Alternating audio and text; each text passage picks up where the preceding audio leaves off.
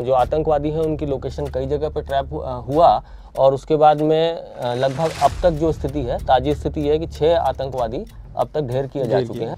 इस हमले के बाद क्या कुछ स्थिति बन सकती है? और दूसरी चीज़ कि कश्मीर जो एक सुंदर जगह, लेकिन वहाँ की घाटियों से चलती गोलियां और निकलने वाले धुएं न जाने कौन सी घटा को छाने के लिए वहाँ पर मंजर बना रहे होंगे और न जाने कौन सी बरसात लगी हुई है। तो भारत एक मैसेज देना चाहता है साफ तौर पर। बात सर्च ऑपरेशन ये पुराने उरी की याद दिलाते हैं कि जिस तरह से हमला हुआ था और उसके बाद सर्च ऑपरेशन हुआ था, सर्जिकल स्ट्राइक जिसे नाम दिया गया था। देखिए, पुंछ में 2 हफ्ते पहले आतंकवादियों ने PAFF के आतंकवादी थे, उन्होंने घात लगाकर सेना के कॉन्वॉय पर हमला किया था और उसमें सेना की गाड़ी जला दी कि भारत मध्यस्थता कर रहा है और उसी रूप में इसे देखा जा रहा है।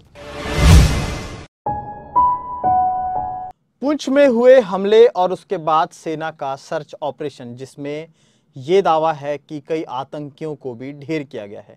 अब से कुछ दिनों पहले ही एक खबर आई थी जिसमें हमारे देश के 5 जवान शहीद हुए थे, जिसकी लगातार खबरें आपको टीवी चैनलों के माध्यम से, अखबारों के माध्यम से आपके तक पहुंच रही थी।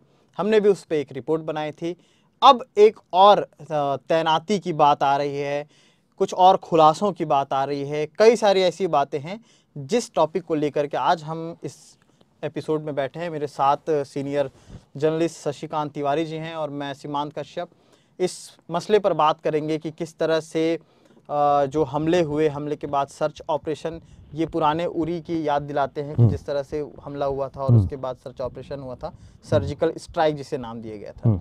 इस हमले के बाद क्या कुछ स्थिति बन सकती है? देखिए, पुंछ में 2 हफ्ते पहले आतंकवादियों ने, PAFF के आतंकवादी थे, उन्होंने घात लगाकर सेना के कॉन्वॉय पर हमला किया था और उसमें सेना की गाड़ी जला दी थी और स्टिकर बम का इस्तेमाल किया गया था, जिसमें सेना की गाड़ी में एक स्टिकर बम होता है, नया पैटर्न है। स्टिकर बम को लगाकर उसको गाड़ी को एक्सप्लोड किया गया था। उसमें सेना के 5 जवान शहीद हुए थे। उसके बाद से जो भारतीय सेना है ऑपरेशन त्रिनेत्र चला रही थी और त्रिनेत्र चलाते वक्त उनको जो आतंकवादी हैं उनकी लोकेशन कई जगह पर ट्रैप हुआ और उसके बाद में लगभग अब तक जो स्थिति है, ताज़ी स्थिति है कि 6 आतंकवादी अब तक ढेर किए जा चुके हैं। हमारे जवान भी अभी परसों हमारे और 5 जवान राजौरी में शहीद हुए हैं, 5 जवान। और लेकिन सेना ने ऑपरेशन तेज़ किया है और वहाँ मतलब बारामूला है, वहाँ 5 बारामूला में 3 आतंकवादी, कुपवाड़ा में 2 और राजौरी में 1 आतंकवादी को मार गिरा है। सेना का जो सर्च ऑपरेशन है अभी भी चल रहा है।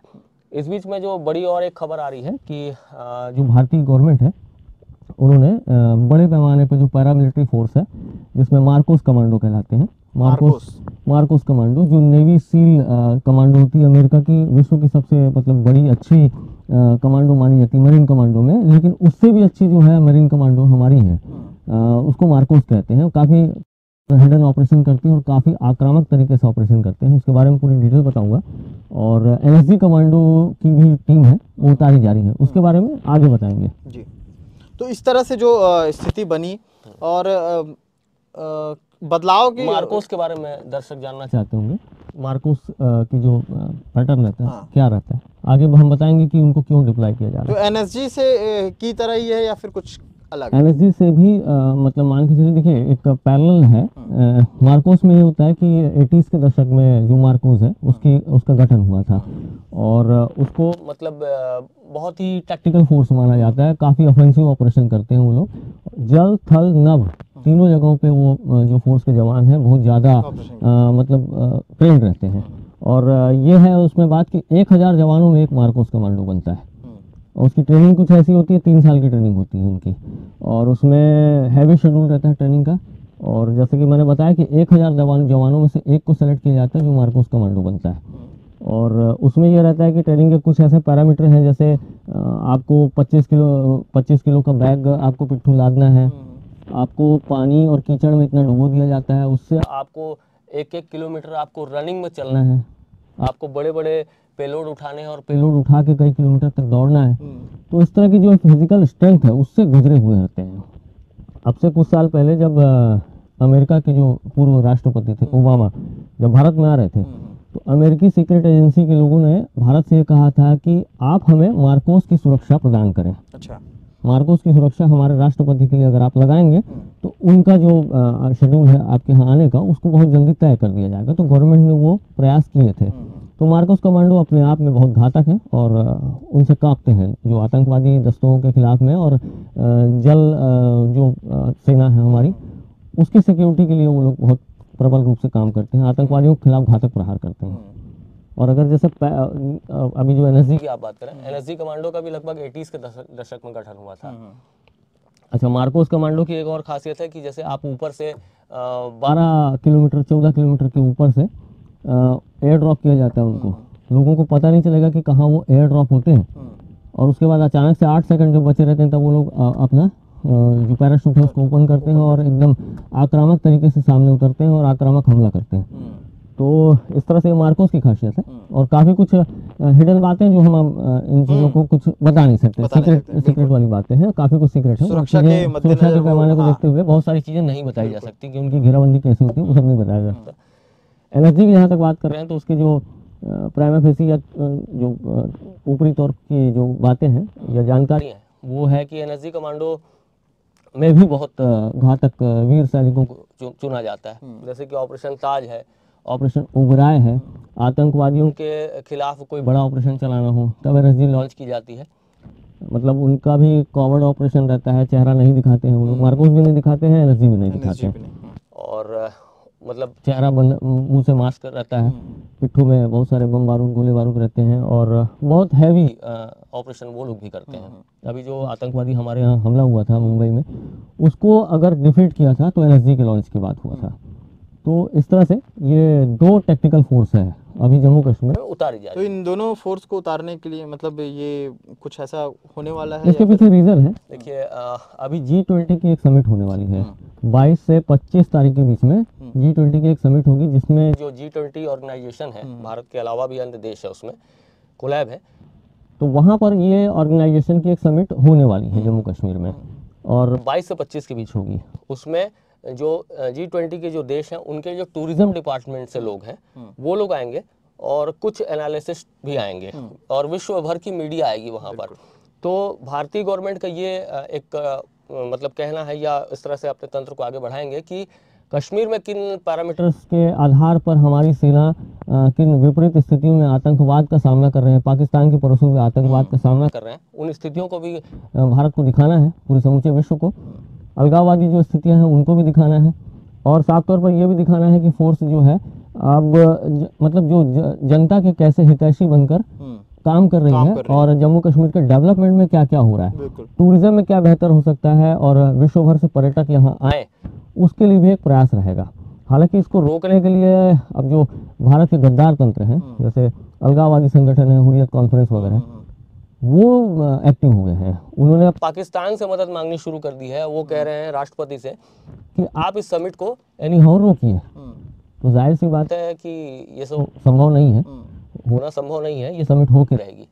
और क्योंकि बहुत वीवीआईपीज़ का वहाँ पर मूवमेंट रहेगा हाँ। इसलिए उनकी जो प्रॉपर सुरक्षा करनी है।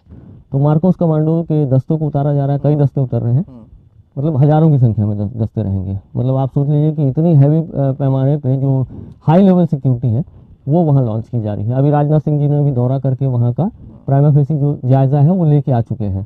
मार्कोस और एनएसजी उस जगह की हिफाजत करेगी। तो क्या अलगाववादी संगठन की दाल नहीं गल पा रही है इसलिए वो विरोध कर दाल नहीं गल पा रही है और पाकिस्तान अपने एजेंडों में कामयाब नहीं हो पा रहा है। अब ये होगा कि जो विश्व समुदाय है वहाँ पर जब उतरेगा और चीज़ों को प्रैक्टिकली देखेगा कि ये घाटी है, इस तरह से यहाँ सौंदर्य है, यहाँ पर पर्यावरण और पर्यटन, हाँ पर्यटन के मद्देनजर वो उसको देखेगा तो वो उन चीज़ों को भी महसूस करेगा कि यहाँ पर जो सेना पर हमला होता है, अभी भी ऑपरेशन चल रहा है राजौरी में, अभी भी चल रहा है, तो उन चीज़ों के हालातों को भी वो महसूस करेंगे कि भले आतंकवादी हमला कर रहे हैं लेकिन सेना उनको मुंहतोड़ भी जवाब भी दे रही है और जो जनहितैषी काम है उनमें भी सेना लगी हुई है। तो भारत एक मैसेज देना चाहता है साफ तौर पर और इसके लिए वहाँ पर जो अभी सेंसिटिव जो मतलब बोलना चाहिए कि ऐप्स थे उसको बैन किया है इंडियन गवर्नमेंट ने। नाम बता देता हूँ, ये इनमें नाम है Keep Wiser, Enigma, Safe Swiss, Wickr Me, Media Fire, Briar, B Chat, nandbox, कॉनियन, IMO, Element, Second Line app, इस तरह से ये ढेर सारे जो सेंसिटिव ग्रुप्स थे जिनमें चैट वगैरह चल रही थी, बैन किया तो उसको जो भारतीय खुफिया विभाग है उसने उसको नशर किया और उसके बाद उसको बैन किया गया। तो ये जो समिट है काफ़ी अहम रहती है भारतीय जो अस्मिता को देखते हुए और भारतीय प्रयासों को देखते हुए काफ़ी अहम मानी जा रही है। समूचा विश्व देखेगा कि कश्मीर कितना सुंदर है, समूचा विश्व वहाँ ये भी देखेगा कि आतंकवाद अब वहाँ कैसे उखड़ता जा रहा है या उसकी दम कैसे टूट रही है, और समूचा विश्व ये भी देखेगा कि वहाँ पर सेना किस तरह से जनहितैषी कामों को कर रही है। जैसे पाकिस्तान एक एजेंडा चलाता है और विश्व समुदाय पटल पर ये रखने की कोशिश करता है कि कश्मीर में हालात ठीक नहीं है, सेना अत्याचार कर रही है, इस तरह का एक उनकी तरफ से एक चलाया जाता है मूवमेंट, उसका एक मुंहतोड़ जवाब रहेगा। तो वहाँ विश्व समुदाय ये सब देखेगा, तो उनकी सुरक्षा भी बहुत जरूरी है। तो उसको लेकर के मतलब पूरी प्लानिंग वहाँ पर हो चुकी है। और एक फिल्म आई थी, हॉलीवुड फिल्म थी जिसमें लंदन हैज फॉलन, उसमें भी इसी तरह का कुछ दृश्य था, लेकिन हालांकि उस मूवी में ब्लास्ट होता है और कई देश के राष्ट्रपति जो हैं इधर उधर हो जाते हैं। तो ऐसी तैयारियां जो रहती हैं, मतलब जो VVIPs आ रहे हैं, जो प्रेसिडेंट आ रहे हैं, अलग अलग देश से आ रहे हैं, उनके लिए बहुत उनको देखते हुए उनके मद्देनजर, सुरक्षा के मद्देनजर बहुत ही मुख्य मानी जाती है। देखिए, भारत को एक विश्व गुरु जैसे शुरू से रहा है, और अभी भारत की जो विश्व में पहचान है वो किसी भी देश का तनाव हो, रशिया यूक्रेन का तनाव हो, कोई भी देश में किसी भी तरह का संकट रहे, भारत को एक मध्यस्थ के तौर पे अब देखा जाने लगा है, भारत को एक निर्णायक देश के तौर पे देखा जाने लगा है। और भारत के प्रति जो देश पहले नेगेटिविटी रखते थे वो देश अब जुड़ने लगे हैं। उन चीज़ों को देखकर जो पाकिस्तान है उसकी हालत खराब है, वैसे ही कंगाल हो चुका है पाकिस्तान, रोटी रोटी को मोहताज है, लेकिन आतंकवाद फैलाने के लिए वो कोर कसर छोड़ता नहीं है किसी भी, और कश्मीर का जो एजेंडा है उसको चलाने की भी कोर कसर नहीं छोड़ता, बहुत पब्लिसिटी बहुत करता है, विश्व समुदाय में भी जाकर ये कहता है कि कश्मीर में ये हो रहा है वो हो रहा है, कुछ नहीं हो रहा है, कश्मीर में सिर्फ आतंकवाद का सफाया हो रहा है। तो ये सारी चीज़ें हैं, और जिस तरह से इन्होंने बताया कि भारत मध्यस्थता कर रहा है और उसी रूप में इसे देखा जा रहा है, तो ये भी एक चीज़ है। दूसरी चीज़ कि कश्मीर जो एक सुंदर जगह, लेकिन वहाँ की घाटियों से चलती गोलियां और निकलने वाले धुएं न जाने कौन सी घटा को छाने के लिए वहाँ पर मंजर बना रहे होंगे, और न जाने कौन सी बरसात होगी। हालांकि इसके लिए भारत पूरी तरह से तैयार है अपनी पूरी पुरजोर कोशिश के साथ। बाकी आगे क्या इस बीच होगा, इस आगे क्या अपडेट्स रहेंगी इस मसले पर, और ऐसे कई मुद्दे जो हम आपस में बातचीत करके आपके सामने लाते हैं, वो चीज़ें कैसी लगती हैं आप बिल्कुल कमेंट करके बता सकते हैं, और किस टॉपिक पे हम बात कर सकते हैं आप बखूबी उसमें लिख के हमें दे सकते हैं। शुक्रिया, धन्यवाद। न्यू वीडियोस के अपडेट पाने के लिए सब्सक्राइब करें KP न्यूज़ को और बेल आइकन को दबाएं।